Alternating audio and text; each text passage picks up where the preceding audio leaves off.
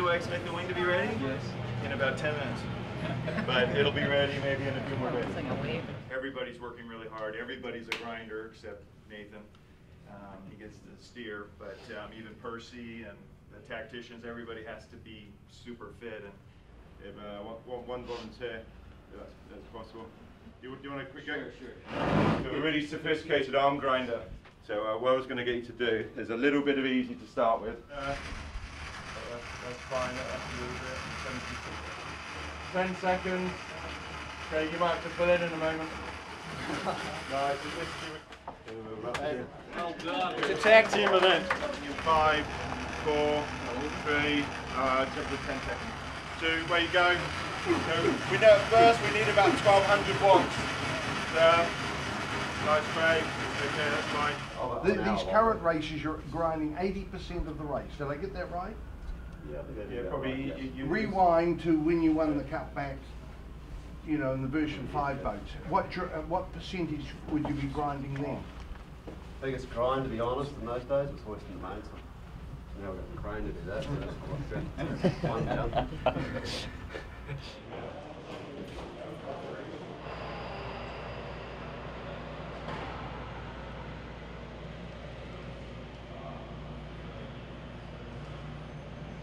Called Cayard, that clear material. The white material that we use is called Dytex. The other teams use Cayard all the way, but they're painted, you know, like Team New Zealand has all the red. They're colored Cayard. The bottom now of everybody's wings is clear. Yeah, one thing for us with that is that because we've gone from Dytex to Cayard, we've had to add additional frames because the Cayard stretches a lot more. So that's added time in getting it fixed. So as part of the safety recommendations, we've got to put more ribs in it to make it work. So you can see the bottom wing here has got a few more ribs in it. If you look at the white one, they're a lot further spaced apart. We're just putting the E2s together, so all the control arms, and then we'll put it to the main element and put most of the wing together today, and yeah, just sign off on a few more jobs, and yeah, it's all going well. This is where we maintain and work on the platforms themselves. We've got various shops around the building, machine shops, hydraulic shops, rigging shops. A lot of it's still containerized because we were in operation in Valencia before we came here. You can see our boards here. We've got another set of boards coming. And They're just behind you. Oh, just showed up today. Perfect. It just showed up today? Good. Yep, in my classy looking boat. The other guys are all on wheels, aren't they? Everyone's on wheels, yeah. Yeah, Oracle started off with a tiller as well, Yeah, and quickly got rid of it when they were foiling because at that kind of speed, the loads go through your hand. So we have a lot going on here, more than just what people might be thinking outside our shed. We're busting our butts to be as useful and productive as we can, so that when we hit the water and Nathan and Ian and Lloyd take over with the boat, that the boat's that much more advanced than it otherwise would be. I mean, we're going to try to launch a brand new boat with a brand new wing in July, San Francisco. That's foil. Yeah, that's a tall order for any team, but these guys, you know, Nathan and Lloyd, are the most experienced guys. I mean, I'll put my hand up and say, you know, we're really lucky on Artemis to have this talent here. Maybe we're better suited than any other team to take it on in that short a period of time. At the beginning, didn't imagine that we were supposed to foil, and that's a big problem because we have no modern system to know where exactly. Right. Let's, like Paul said, it could be a bit easier if you push on one button and you know that it could be, let's say, half a degree. And this afternoon, Nat or myself, we will simulate some jives and tacks with the wheel, and some guys here pumping all the time, and that's quite impressive to see. To answer the question, someone said, would we change the rudder? You know, one interesting thing, and I wrote about this the other day, is that we had 4 rudders that we made for boat 2 sets, and they were all rule compliant as of the rules, you know, when we made them, and certainly before May 22nd. And when the whole safety recommendations came out, we were told that they would be rules, and in good faith, we began a 6-week process to make safety rule compliant elevators. So we cannibalized one of our 2 sets to do that, and we still don't have them. They're coming, I hope, in a week or so. And so now we're in a situation where we have the safety rule compliant rudders coming, and we have here in the house now class rule compliant rudders. You know, it's obvious, you know, we need to be quite realistic about it. You know, we're going to have the least amount of training on probably one of the hardest boats in the world to sail. And personally, I've watched every team sail at least 30 days on all of their boats. So you get a good understanding on how to learn how to sail. And when I was learning how to sail a Moth, which is, you know, an extremely difficult boat to sail, I learnt watching YouTube. I go sailing, I come in, I watch YouTube, I go, okay, that's what they're doing, and you learn from that. So, you know, I've done a lot of studying of how the other teams sail, and, you know, there's a lot of bar chat, and I've got friends in other teams, and they're, you know, they're helpful. Everyone is trying to help us get out there and go sailing, and they all know we're going to be a bit off the pace initially, but if we can get the boat in the water in a couple of weeks and go sailing, and if we can test the structures, get the boat foiling, and then start to do our maneuvers, then we're going to be in a position where we can then head out to the city front and do the racing. But until we get confidence in the boat and our own ability on the boat, we don't want to risk anyone else's safety. So we're going to be out early in the morning training when we get the boat. We're going to get it foiling. We're going to just see how we go. You know, it's too hard to say we're definitely racing, but as Paul said, anything can happen. And one thing I'm learning about the America's Cup is it's never over. There's always a little spin, you know, someone changes what's about to happen. And we're just, you know, chipping away. You can see how hard everyone's working in the shed. And we owe it to Torbjorn to be there, you know, as soon as we can. So, you know, I think we're very realistic about our chances. You know, you have to put, you know, a pretty good pecking order of Team New Zealand, Prado, and then us as the underdog and the unknown at the moment. And as soon as we get our chance, you know, we'll know, and you guys will know as well. But until then, until we get the boat in the water, it's impossible to say how we're going to go. Great answer. So you have the boat in the water in a couple of weeks, say, and that's still a reasonable time before the semi-finals, isn't it? Exactly. You know, we've got the boat here. It's going to go through structural testing next week. We're going to flip it upside down. We've got to tick all these boxes. So, you know, at the moment we're halfway through ticking the boxes. Once you see it in the water and we get the wing on it and we go through all the loads on that, then it's the sailing team's turn to get on the water and go sailing. So, you know, we're going to have some time. I can assure you I'd like a lot more time than what we're going to get. And, you know, as soon as we get our chance, you know, we'll get a good indication after a few days of sailing of how it went.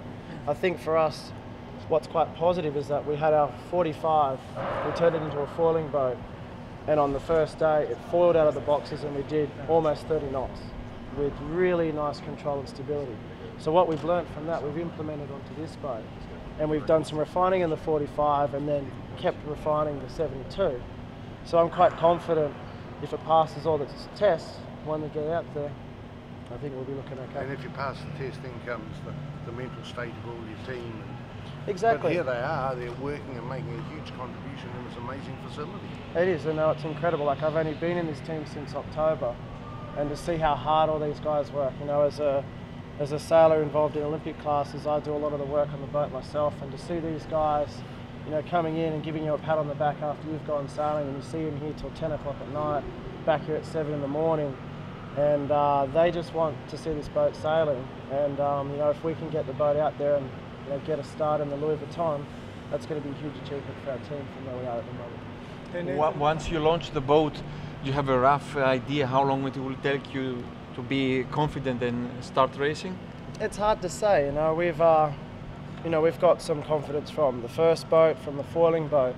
You know, you'd have to say we're going to need, you know, 5, 6, 7 days to go through the basic stuff. But the way I kind of see it is it's not so much how many days, it's about how productive you can be in those days. What can you achieve? You know, we need to be able to get the boat sailing upwind, obviously, learning how the wing works. Well, it's pretty simple. It's like the other wing, so that's almost a tick. We need to be able to do the foiling barroways. We need to be able to foil nicely on the reach, foil on the downwinds. If we can do those maneuvers, like those straight lines, then we move into trying to do a foil jump, trying to do a foiling roundup. And you know, on the 45, I'd say after 10 days of sailing the 45, we were good to go. So on the 72, we're hoping what we've learned from the foiling 45 we can implement. And you know, it's tough to say how many days it's going to take, but you know, obviously the lighter the wind is, the sooner we're going to be able to race. In 8 to 10 knots, I think the boat should be quite manageable. If we're out there on 20 knots on day 5, I'm pretty sure we're going to have a bit on. So, you know, the lighter the wind is, the sooner you'll see us racing. And hopefully, you know, by the time we get to August, we'll be able to get around in 15, 18 knots quite comfortably. But it's pretty hard to say at this point. How do you feel when you hear that one syndicate that has a boat may or may not go sailing, yet you want to go sailing and your boat's not ready? That's a great question. What do you feel about that? Yeah, I sat in the press conference yesterday and watched, and I was thinking to myself, you know, here we are as a team busting to go sailing. All we want to do is to compete in this America's Cup. I've joined this America's Cup thinking what a great concept they're trying to achieve. You know, it's pretty obvious that they overstepped the mark with the equipment. It's a little bit outrageous for the venue, but I think the concept is great. I think what they're trying to do is awesome, and our whole sailing team, our whole team in general, just wants to be out there and go racing, and we've got an issue and we can't get there. And then you see other teams who are really ready to go, they've got boats, and then they're refusing to go racing. It just is a little strange, and you know, if they could give us their boat, I'm sure we'd be, you know, happy to go racing tomorrow. Okay. What was your response to, you know, I know you spoke a little bit about the whole jury thing, but the big picture of just that very good question from Bernie and the big picture of where we're at with the standoff with Lunar Racing? Well, Nathan's answer was great. You know, of course, our perspective is we find it hard to believe somebody wouldn't sail given the opportunity, because we so much want to sail and we're working so hard to do that. So we find it a little hard to understand, but it's not really our choice or issue. So yeah, the big issue here we'll have a jury hearing on next week. It's you know, it's about 2 teams wanting to cherry pick 2 rules out of a package which is designed to improve the safety of the entire fleet. The boats are not identical. This is not a one design fleet. The committee, which was a broad committee, including Jim Farmer of Team New Zealand, was the only team representative on the committee, but we all allowed that because of his great expertise and experience, came up with a package of 37 safety recommendations. In good faith and in belief and trust, we endorsed that, and we still do. And we have built elevators that comply, and we still have a set of elevators that comply with the class rule previous to May 22nd. So we can do one or the other. But removing some rules and keeping other rules creates a third permutation, which we're not ready, we can't comply with, and we're hopeful and pretty sure reason will prevail in all this. But can it be simply distilled down though to safety versus performance and the issues this whole thing's over? Yeah, I think you're probably right. You know, Team New Zealand's concerned really not about us, but about Oracle, and that the rule change it could be useful to Oracle. But I've done some analysis of that performance delta, and it's in the 0.00 of a knot range. And when you got boats going 41 knots, I will say, and I haven't sailed a foiling 72 one day in my life, but that's not going to make the difference in this America's Cup. And they're talking about 150 millimeters of rudder position difference, and fore and aft, and we've done the analysis on that, and I have the data for Monday's meeting, and it's like on the order of 7 newtons of load. So it's just minuscule. And but you know, they're bringing it to the jury, so we'll see. Last question: the worst case scenario, if those cherry-picked rules, as you say, if Luna Rossa, their protest is upheld, what will you do? I can just say that if the other 35 requirements remain, which is the draft requirement and the 0.32 square meters, and yet the class rule has to be respected, Artemis will be precluded from racing.